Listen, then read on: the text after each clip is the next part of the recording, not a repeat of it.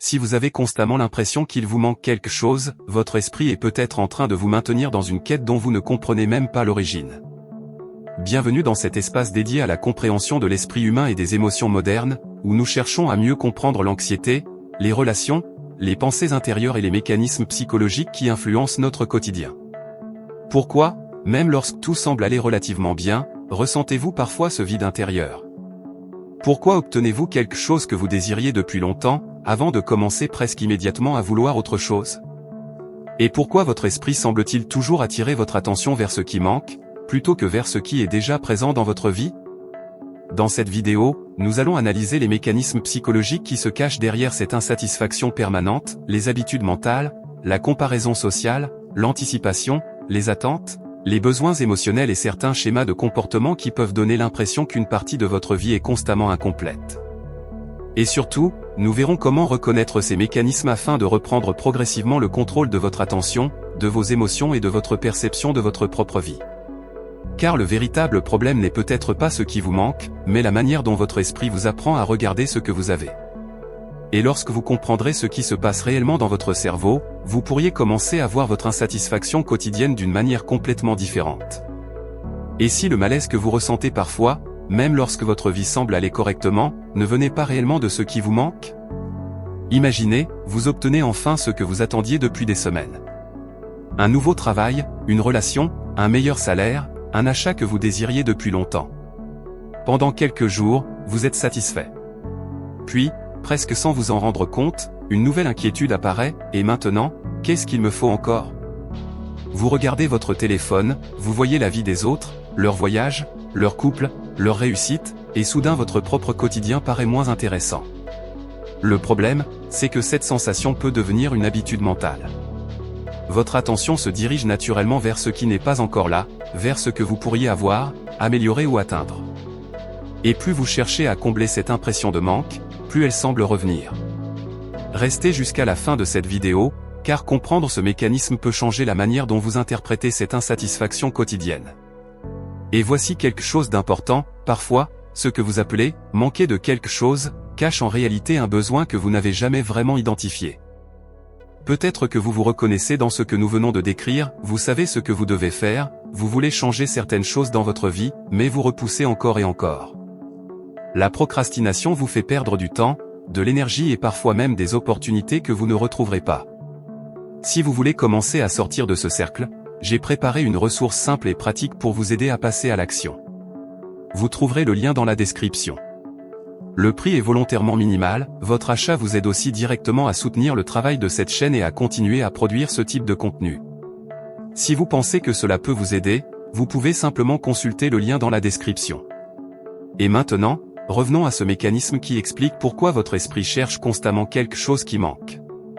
Le plus surprenant, c'est que votre esprit ne cherche pas forcément à vous rendre heureux en permanence.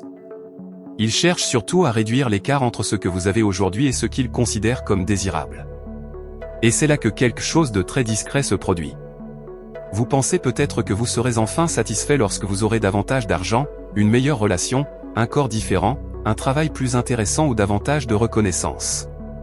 Pourtant, lorsque l'objectif arrive, votre cerveau finit souvent par s'y habituer. Ce qui semblait exceptionnel devient simplement votre nouvelle normalité. Regardez votre quotidien, le téléphone que vous rêviez d'avoir devient rapidement ordinaire, le message d'une personne que vous attendiez avec impatience devient une habitude, et même une réussite professionnelle peut perdre son pouvoir émotionnel après quelques semaines. Ensuite, votre attention se déplace vers une nouvelle chose qui semble manquer. Sur les réseaux sociaux, ce mécanisme devient encore plus puissant, vous comparez votre quotidien avec les moments soigneusement sélectionnés des autres, puis vous avez l'impression d'être en retard dans votre propre vie. Le plus étrange, c'est que personne n'a besoin de vous dire que vous n'êtes pas assez heureux. Votre propre attention peut fabriquer cette impression. Et plus vous entraînez votre esprit à rechercher ce qui manque, plus il devient difficile de remarquer ce qui est déjà là. Mais cette recherche permanente ne s'arrête pas simplement parce que vous obtenez davantage, car elle peut aussi influencer la manière dont vous choisissez vos relations, vos objectifs et même les habitudes que vous répétez chaque jour. Le problème devient plus sérieux lorsque cette impression de manque ne reste plus seulement dans votre tête, mais commence à modifier la façon dont vous vous comportez avec les autres. Vous pouvez devenir plus impatient, chercher davantage l'approbation, comparer votre vie à celle de vos proches ou ressentir une frustration difficile à expliquer. Par exemple, vous êtes avec des amis, tout le monde discute, plaisante, profite du moment, mais une partie de votre attention reste ailleurs. Vous pensez à la personne qui ne vous répond pas, au collègue qui vient d'obtenir une promotion, au couple que vous voyez passer sur votre téléphone, ou à cette vie que vous imaginez avoir, quand tout ira mieux. Vous êtes physiquement présent, mais mentalement occupé par ce qui vous manque. Et les autres peuvent le ressentir. Pas forcément parce qu'ils savent ce que vous pensez, mais parce que votre comportement change, vous écoutez moins, vous réagissez plus rapidement, vous cherchez davantage à vous justifier ou vous avez besoin d'être rassuré. Avec le temps, cela peut fragiliser la confiance dans une relation.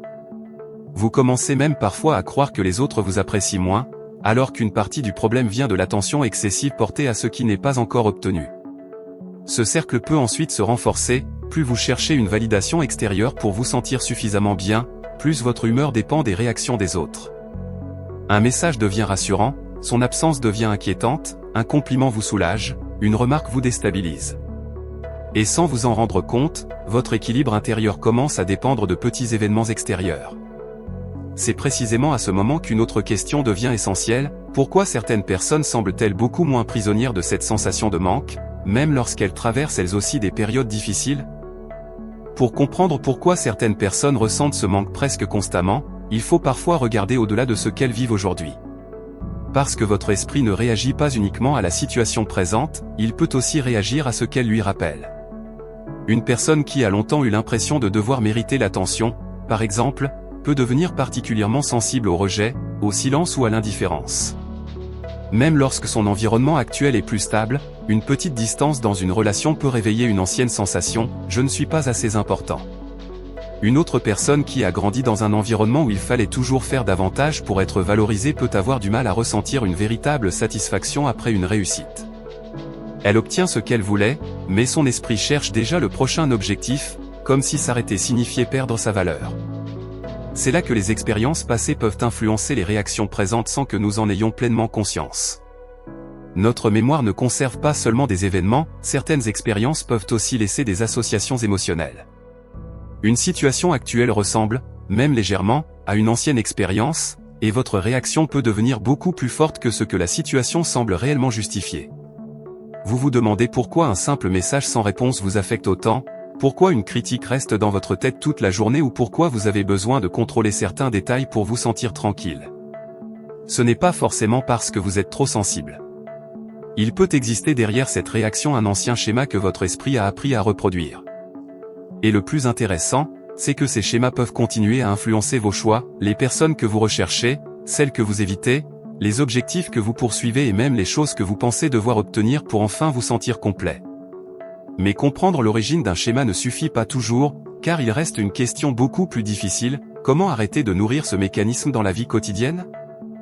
Peut-être qu'après tout ce que nous venons de parcourir, une chose commence à changer, vous ne regardez plus cette sensation de manque exactement de la même manière. Cela ne signifie pas que vos problèmes disparaissent, ni qu'il suffit de penser positivement pour se sentir mieux. La réalité est beaucoup plus complexe. Vous pouvez avoir de vrais besoins, vouloir changer certaines choses et être insatisfait de certains aspects de votre vie.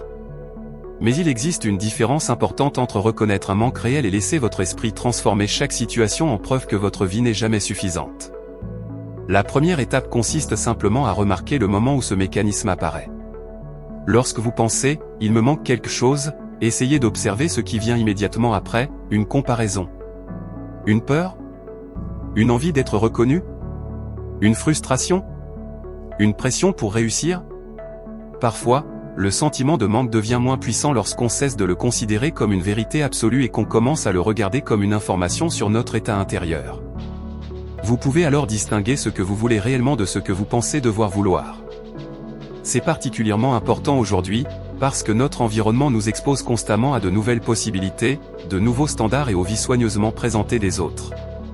Votre esprit reçoit donc sans cesse des raisons de croire qu'il pourrait avoir davantage. La question n'est pas de supprimer toute ambition, ni de se contenter de tout. Il s'agit plutôt de comprendre qui dirige réellement vos choix, vos besoins réels ou cette impression permanente qu'il faudrait toujours atteindre quelque chose de plus. Et lorsque vous commencez à observer cette différence dans votre quotidien, quelque chose devient beaucoup plus clair, parfois, ce qui semblait être un vide à remplir était surtout une attention qui avait appris à chercher ailleurs.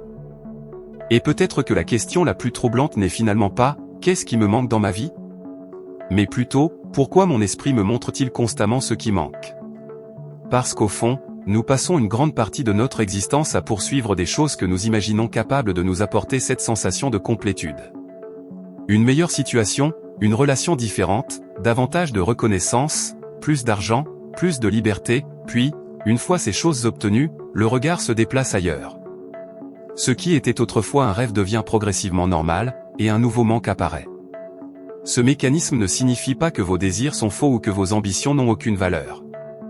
Il révèle simplement quelque chose de profondément humain, notre perception de la vie n'est jamais complètement séparée de la manière dont notre esprit sélectionne ce qu'il remarque.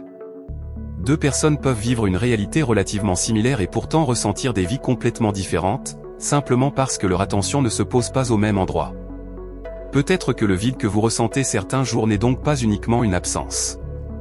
Peut-être est-il aussi le résultat d'une histoire intérieure, d'habitudes mentales, de comparaisons et d'attentes accumulées avec le temps. Et si cette idée vous accompagne encore après cette vidéo, alors une dernière question mérite peut-être de rester ouverte. Lorsque vous regardez votre vie aujourd'hui, êtes-vous réellement en train de constater ce qui vous manque ? Ou êtes-vous devenu tellement habitué à chercher ce qui manque que vous ne remarquez même plus ce qui est déjà là ?